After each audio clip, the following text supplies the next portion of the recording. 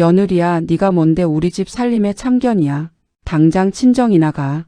그 말이 떨어지자마자 나는 아무 말도 하지 않았습니다. 눈물도 없었습니다. 화도 없었습니다. 그저 조용히 서랍을 열었습니다.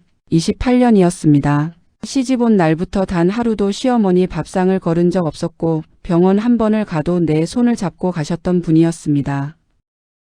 그런데 그날 친정이나 가라는 그 한마디는 너무도 가볍게 떨어졌습니다.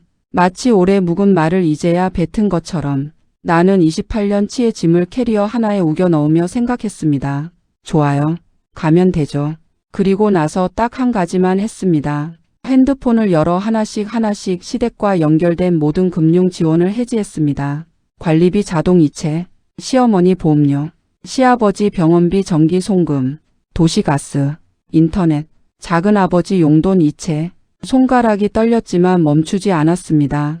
그리고 다음날 아침 핸드폰이 울리기 시작했습니다. 한 통, 두 통, 세 통.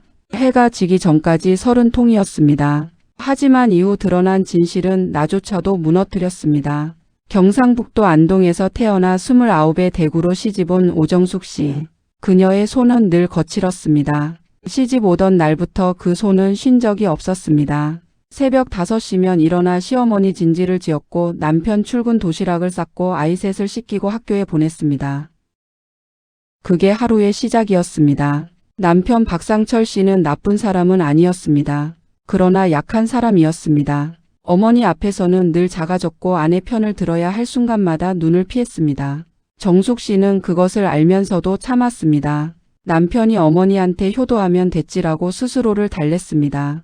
시어머니 박점순 83세는 슬하에 3형제를 두었습니다. 큰아들이 바로 정숙 씨의 남편 상철이고 둘째는 서울에서 사업을 한다는 이름만 듣는 존재였으며 셋째는 오래전 교통사고 후 거동이 불편해 어머니 근처에 살고 있었습니다. 시어머니는 대놓고 말했습니다. 큰며느리는 일꾼이고 돈 관리도 큰며느리가 해야 한다. 처음에는 그 말이 믿음처럼 들렸습니다. 나중에야 알았습니다. 그건 믿음이 아니라 역할 배정이었다는 걸. 정숙 씨는 28년 동안 시댁의 살림을 실질적으로 책임졌습니다. 시어머니 관절염 치료비, 시아버지 이미 10년 전 병원비 당시 대출까지 갚아드렸고 셋째 시동생 재활치료비의 절반을 조용히 부담했습니다. 둘째 시동생이 사업이 어렵다며 손을 내밀 때도 오빠 우리가 해야죠라며 남편 몰래 자기 적금을 깼습니다. 그게 다 가족이라고 생각했으니까. 그런데 그해 봄 이상한 일이 생기기 시작했습니다. 시어머니가 갑자기 둘째 며느리를 자주 집으로 불렀습니다. 서울에서 거의 내려오지 않던 둘째 며느리 김현주 씨가 한 달 사이에 3번이나 왔습니다. 올 때마다 시어머니와 방 안에서 오래 이야기를 나눴고 정숙 씨가 차를 가져다 드리면 대화가 뚝 끊겼습니다. 어머니 무슨 이야기 하세요? 아 그냥 집안 얘기. 며느리가 알 건 없어. 그 말이 가슴에 박혔습니다. 28년을 살림하고 병원 모시고 제사밥 지었는데 내가 알 건 없다고요? 그로부터 2주 후 정숙 씨는 우연히 시어머니 방에서 서류 하나를 발견했습니다. 부동산 관련 서류였습니다. 시댁 소유의 땅 그리고 시어머니 명의의 아파트에 관한 서류였는데 거기에는 낯선 도장이 찍혀 있었습니다. 둘째 며느리 김현주의 인감이었습니다. 정숙 씨는 서류를 도로 내려놓았습니다. 손이 떨렸지만 아무것도 묻지 않았습니다. 그냥 밥을 지었습니다. 그게 28년 동안 배운 방식이었으니까.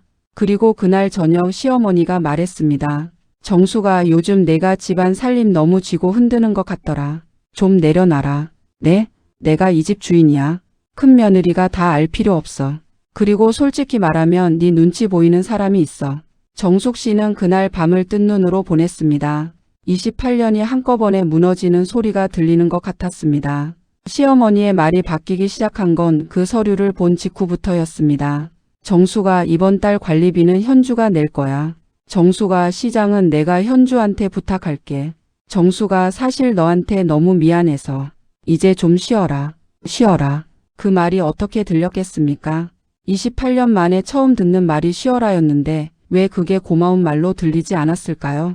정숙 씨는 매일 밤 이불 속에서 혼자 울었습니다. 남편한테도 말 못했습니다. 남편은 어머니 말이라면 다 맞는 사람이었으니까. 그러던 어느 날 서울에 사는 큰딸한테서 전화가 왔습니다. 엄마 할머니가 나한테 전화하셨는데 엄마가 집에서 살림 독점하고 돈 관리 혼자 한다고 하시던데 그게 무슨 말이야?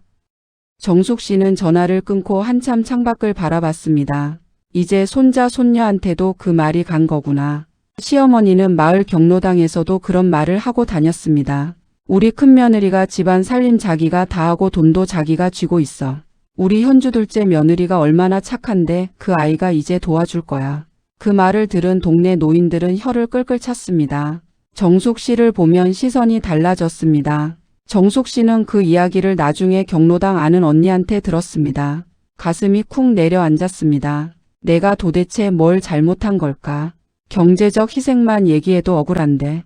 결혼 초 남편 사업 실패로 생긴 빚 2천만 원 정숙 씨가 친정에서 빌려 갚았습니다. 셋째 시동생 수술비 800만 원 정숙 씨 보험 해지해서 냈습니다. 시어머니 임플란트 2개 정숙 씨 이름으로 카드 할부로 긁었습니다. 그 어디에도 고맙다는 말을 들은 적이 없었습니다. 그런데 이제 와서 독점이라는 말을 듣습니다. 어느 날 둘째 며느리 현주가 집에 왔을 때 정숙 씨는 차를 내어주며 조심스럽게 물었습니다.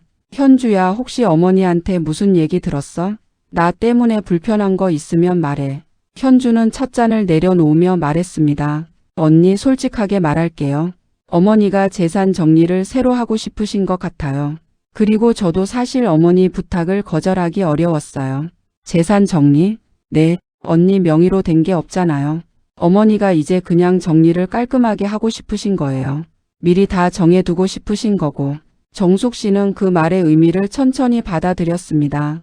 28년을 바쳤는데 내 이름으로 된 건 없고 재산 정리는 둘째 며느리와 하고 있다. 그리고 나는 이제 불편한 존재가 된 것이다.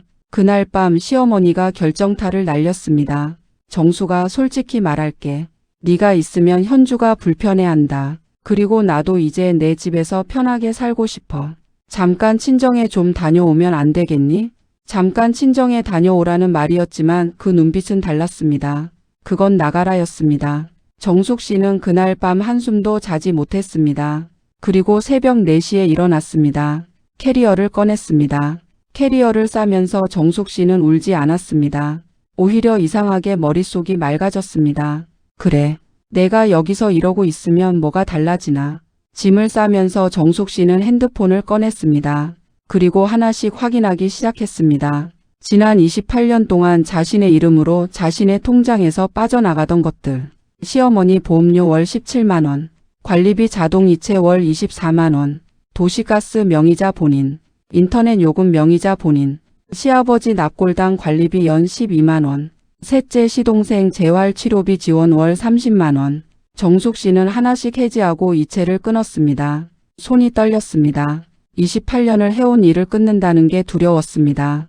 하지만 멈추지 않았습니다. 이건 복수가 아니었습니다. 그냥 내 이름으로 된 것들을 내가 거두는 것뿐이었습니다. 새벽 6시 남편이 일어나기 전에 캐리어를 끌고 현관을 나섰습니다. 택시를 불러 기차역으로 갔습니다.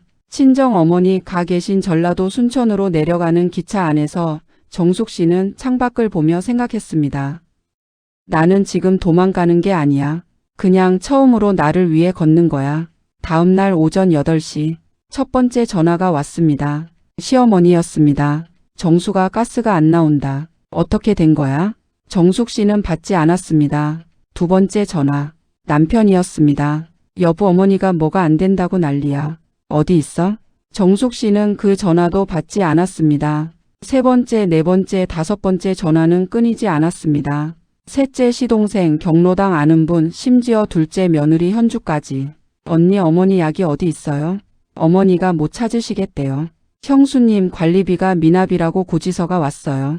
정숙 씨 보험사에서 미납 문자가 왔다는데요.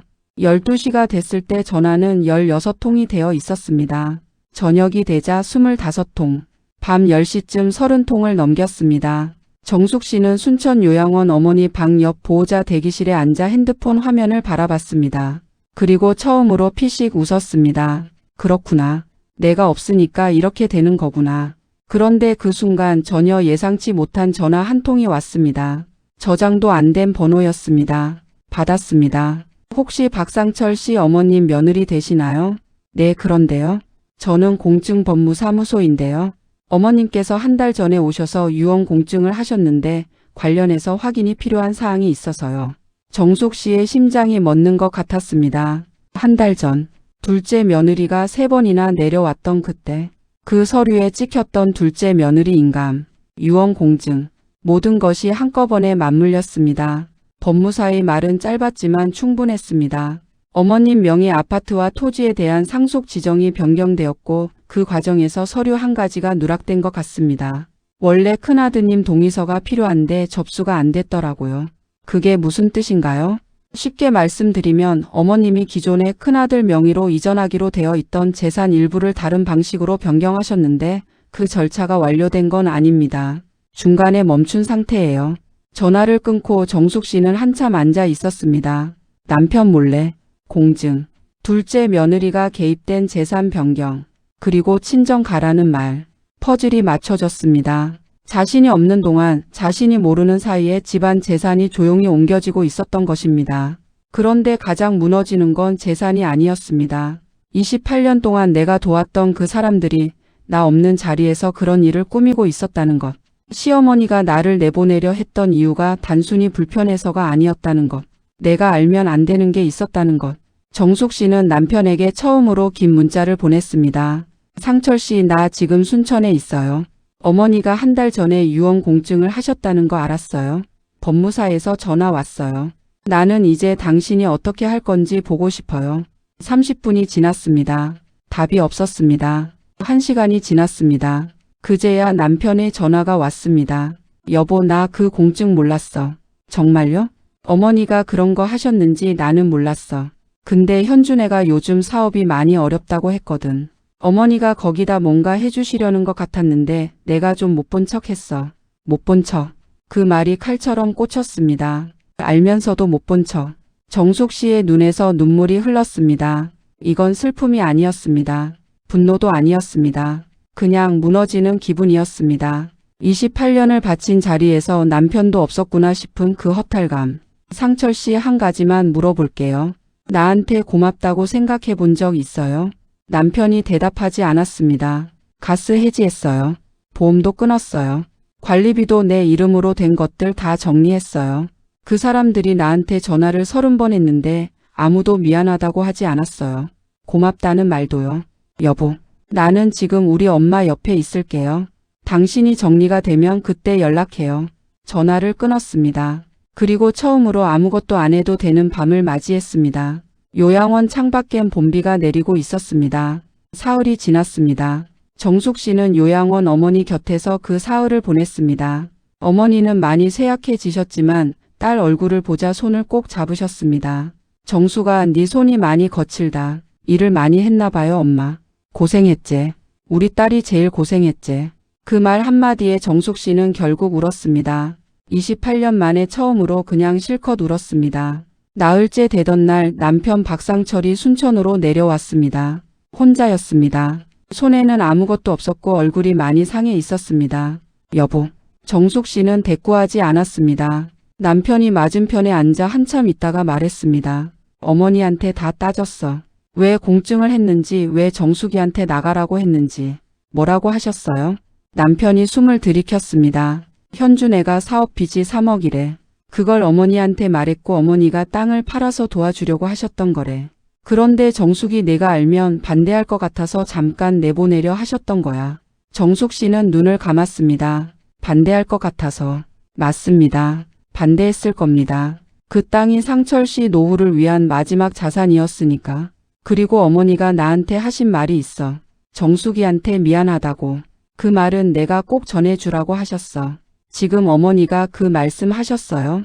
응. 어머니가 실은 알고 계셨대. 28년 동안 네가 얼마나 헌신했는지. 그런데 당신이 그 말을 너무 어려워하셨대. 며느리한테 고맙다는 말을 어떻게 하냐고. 정숙 씨는 헛웃음이 났습니다. 어렵긴요.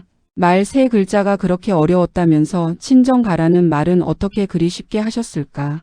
하지만 그 분노 아래 묘하게 뭔가가 녹는 기분이 들었습니다. 그날 밤 시어머니에게서 직접 전화가 왔습니다. 정수가, 내 어머니, 미안하다. 3글자였습니다. 목소리가 많이 떨렸습니다. 83세 노인의 목소리가 그렇게 작을 수 있다는 걸 정숙 씨는 처음 알았습니다. 어머니, 저 안 나쁜 사람이에요. 알아. 네가 제일 착한 사람이야. 그럼 됐어요. 전화를 끊고 정숙 씨는 하늘을 봤습니다. 다 용서가 된 건 아니었습니다. 상처는 남아 있었습니다. 그 땅 문제도 남편이 못 본 척한 것도 경로당에 퍼진 말들도 아직 다 해결되지 않았습니다. 하지만 이것 하나는 알게 되었습니다. 내가 조용히 떠난 것이 28년 동안 말로 하지 못했던 것들을 대신 말해줬다는 걸. 그리고 그것이 내가 처음으로 나를 위해 한 일이라는 걸.